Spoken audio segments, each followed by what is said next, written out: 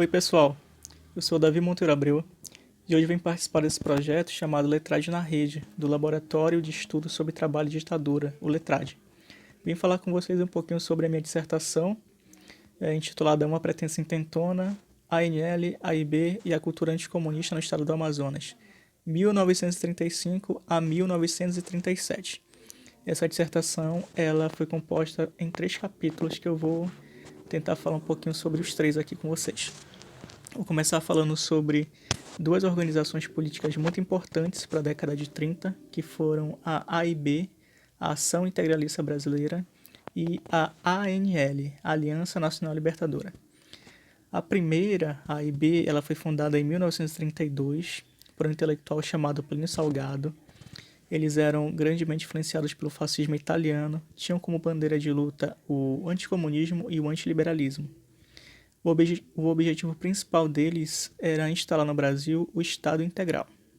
Tiveram muitas adesões no Brasil inteiro e aqui no Amazonas não foi diferente. Fundaram sedes em Manaus, Itacoatiara, Coari e Manacapuru. Por outro lado, a Aliança Nacional Libertadora ela surgiu em 1935. Foi a soma de pessoas de diversas classes sociais que tinham como bandeira de luta serem contra a guerra imperialista, contra o pagamento da dívida imperialista, por pão, ter liberdade e pela reforma agrária. Eles eram opositores à AIB, ao fascismo, ao integralismo. Também tiveram uma grande adesão no país inteiro, fundaram uma sede aqui em Manaus. O primeiro presidente aqui da ANL do Amazonas foi o Júlio Viana Barbosa, que era um homem envolvido no movimento dos trabalhadores, e também era gerente do Jornal do Comércio. Essa entidade ela não durou tanto tempo, ela foi fundada em março de 35 e em julho do mesmo ano foi colocada na ilegalidade por meio de um decreto assinado pelo Getúlio Dornelles Vargas, que era o presidente, embasado na Lei de Segurança Nacional. Passando para o meu segundo capítulo agora. Mas na ilegalidade, os membros dessa frente eles não cessaram sua ação política, continuaram trabalhando e em novembro de 1935 eles articularam um levante armado contra o governo do Getúlio Vargas. Esses levantes estouraram em Natal, Recife e Rio de Janeiro. Aqui no Amazonas também havia planejamentos para um levante, só que ele não foi levado a cabo. O objetivo principal desse levante era instalar no Brasil um governo popular nacional revolucionário, com o programa da Aliança Nacional Libertadora.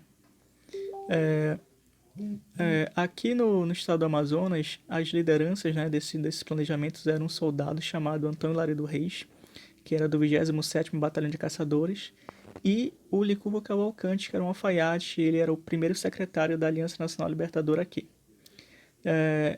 Tinham como plano explodir a sede do governo estadual, o Palácio Rio Negro, explodir a sede da chefatura de polícia, explodir a sede do núcleo da Ação Integralista Brasileira, assim como também o Colégio Dom Pedro II. E em seguida, a cidade seria tomada por soldados do 27º Batalhão de Caçadores e por desempregados dos seringais e da cidade. Bom, como sabemos, esses levantes não foram exitosos e proporcionaram para as classes conservadoras, para os anticomunistas, uma série de ações que também foram convertidas em representações anticomunistas.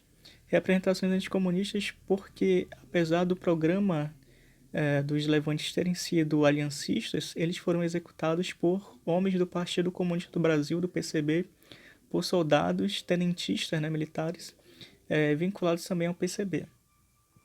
E essas representações e ações anticomunistas eu trato no meu terceiro capítulo. As principais ações anticomunistas do governo estadual e federal. Primeiramente, estadual foi a implementação de uma disciplina de ensino religioso nas escolas do Amazonas para combater a infiltração comunista, seguindo a inauguração de uma delegacia de ordem política e social para combater os comunistas, os extremistas, ou pelo menos quem eles consideravam comunistas, assim como o reequipamento da polícia, a rearticulação de uma guarda civil e a criação de uma guarda noturna, assim como a compra de carros celulares, de lanchas e de armamento novo. As representações anticomunistas, no meu trabalho eu destaco 4. Representações vinculadas à União Soviética, que era pintada como o pior lugar do mundo, o próprio inferno na Terra. Representações sobre a Guerra Civil Espanhola, que teve um grande apelo no público católico. Representações em relação à intentona comunista, que associavam os comunistas e o comunismo a tudo o que é de ruim, né? A traidores da pátria, a vis, a amorais e tudo mais.